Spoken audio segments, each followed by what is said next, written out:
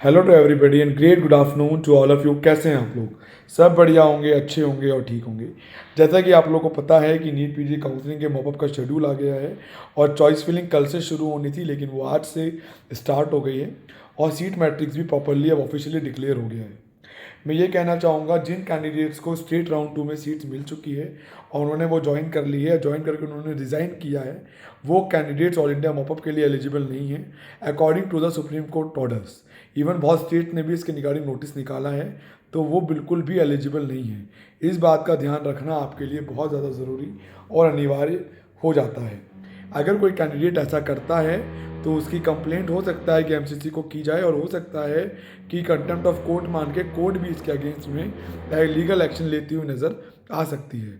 तो इसका जो भी करें सोच समझ के करें। मेरे अकॉर्डिंग अगर आपने कोई सीट ज्वाइन कर ली है राउंड 2 में या आपने रिज़ाइन भी किया है ज्वाइन करने के बाद, तो भी आप एलिजिबल ऑल इंडिया मॉपअप के लिए नहीं हैं। अगर आप ऐसा करेंगे तो कंटेम्प्ट ऑफ कोर्ट खुलेआम कहलाएगा।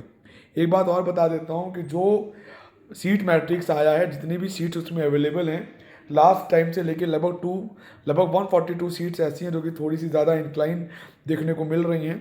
तो ऐसी उम्मीद की जा रही है कि इस बार पॉजिटिव शिफ्ट देखने को मिलेगा। कुछ ब्रांचों में लगभग 1500 टू 2000 का स्विच रहेगा, कुछ में 2000 टू 3000 का रहेगा और कुछ में 500 टू 1000 रैंक का स्विच देखने को मिलेगा, एमडी एमएस में भी और डीएन में भी।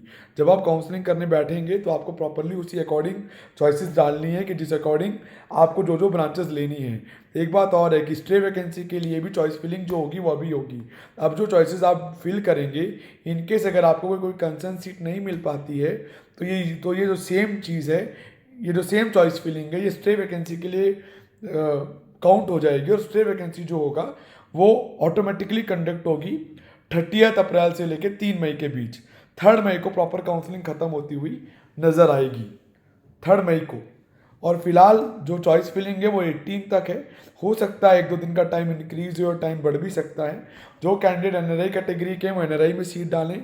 जो गवर्नमेंट में एमडी एमएस डीएनबी डिप्लोमा ले रहे हैं, जो जो ब्रांचेस में वो कंसर्न सीट्स लेना चाहते हैं, उन ब्रांचेस की वो ओवरऑल चॉइसेस डालें। जिन जिन जगह उन्हें लगता है कि मैं दूर नहीं जाऊंगा, पास नहीं जाऊंगा, अगर उन्हें डिज़ायर्ड ब्रांचेस लेनी है तो वो फुल फ्लैश हर जगह की सीट्स डाल के चलें कि जिससे उन्हें कंसर्न जो उनकी ड्रीम ब्रांचेस हैं वो उन्हें मिल पाएँ और इसके अकॉर्डिंग उन्हें काउंसलिंग करनी चाहिए कि जिससे उन्हें मनचाही सीट्स को इजीली ग्रैब आउट कर सकें। एक बात और है कि अगर आपको यहाँ पे कोई सीट अलॉट हो जाती है ऑल इंडिया में, अगर आप उसको छोड़ते हैं तो हो सकता है कि आपके ऊपर पेनल्टी इम्पोज हो सकती है।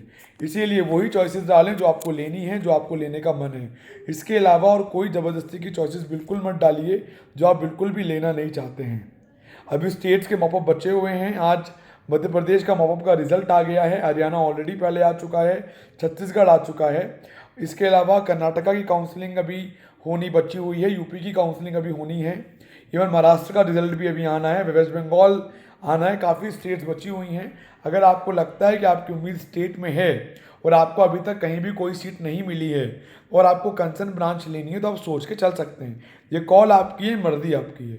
एज ए काउंसलर हम आपको सजेस्ट कर सकते हैं और बता सकते हैं। कुछ लोग ये कहते हैं कि जो डिले हो रहा है वो काउंसलर्स की वजह से हो रहा है, जो डिले हो रहा है वो गवर्नमेंट की वजह से हो रहा है। बेसिकली एंटायर सिस्टम में जो लूप होल्स हैं उसकी वजह से डिले हुआ। स्टेट्स के रूल्स अलग हैं, ऑल इंडिया के रूल्स अलग हैं, जिसके लिए कन्फ्यूजन क्रिएट हुआ और लोगों ने अपने हक के लिए कोर्ट में केसेस किए और उन्हें जजमेंट मिला, जिसकी वजह से आप लोग को सफ़र करना पड़ा और बहुत फ्रस्ट्रेट हो गए हैं लोग, क्योंकि ऑलरेडी बहुत टाइम हो गया, 7 मंथ के नियर बाई हो चुका है एग्ज़ाम से, कि 7 मंथ से कहानी रेगुलर ऑन गोइंग है। तो रियली ये एक सही में बहुत फ्रस्ट्रेशन भरी बात है और गलत है। और आपको लगता है कि कोई कैंडिडेट ऐसा है जो ऑलरेडी स्टेट में सीट लेने के बाद ऑल इंडिया में जा रहा है, तो आप उसकी डायरेक्टली कंप्लेंट एमसीसी को बाय मेल करके आप कंप्लेंट कर सकते हैं, उनकी डिटेलिंग आप कर सकते हैं। बाद में कंटेम्प्ट ऑफ कोर्ट भी उन चीज़ों के लिए जाके एक बार देख सकते हैं। इन सभी चीज़ों का आपको ध्यान देना है और देख के आपको काउंसलिंग करनी है। प्रॉपरली आपको उन चीज़ों को लेके चलना है और जो ब्रांचेस लेनी है, जहाँ लेनी है, उसके अकॉर्डिंग चलें। कोई भी क्राइटेरिया ऐसा ना रखें कि आपको मनचाही ब्रांच लेनी थी, आपने लिमिटेड स्टेट की चॉइसेस डाली। अगर कंसर्न एमडी लेना है तो पूरे जो जो सीट्स हैं दूर की भी हों वो भी डालें। एमडी एमडी होती है और डीएनबी डीएनबी होती है, तो आप इसके अकॉर्डिंग भी चल सकते हैं। जिनको मेरी ये बात अजीब और ख़राब लगी वो ज़रूर इसको बुरा मान के ट्रोल कर सकते हैं, उन्हें पूरी आज़ादी है कि वो टेलीग्राम पे इस बात को बुरा मान के ट्रोल कर सकते हैं, कोई दिक्कत वाली बात नहीं है। इसके साथ मैं आपको और बताऊं, स्ट्रे वैकेंसी राउंड में इस बार चांसेस रहेंगे, हो सकता है कुछ लॉटरियां स्ट्रे में लगती हुई नजर आएँ। मॉपअप जो होगा पहले मॉपअप से थोड़ा सा ज़्यादा इंक्लाइन पॉजिटिव शिफ्ट पे रहेगा, क्योंकि काफ़ी जिन्होंने स्टेट में सीट्स ले रखी थी वो ऑल इंडिया में ट्राई कर रहे थे, उनके स्टेट्स के अकॉर्डिंग सुप्रीम कोर्ट के डिसीजन आने के बाद ऐसा होता हुआ भी नज़र नहीं आ रहा है और ऐसा भी नहीं होगा, जिसकी वजह से जो डिजर्विंग कैंडिडेट्स थे जिन्हें सीट्स मिल रही थी, मिलनी चाहिए थी, ड्यू टू दिस नहीं मिल पाई थी, उन्हें अब कुछ सीट्स मिलती हुई नज़र आ सकती है और उन्हें मिलेगी भी। पॉजिटिव शिफ्ट देखने को मिलेगा और स्ट्रे में और पॉजिटिव देखने को मिलेगा।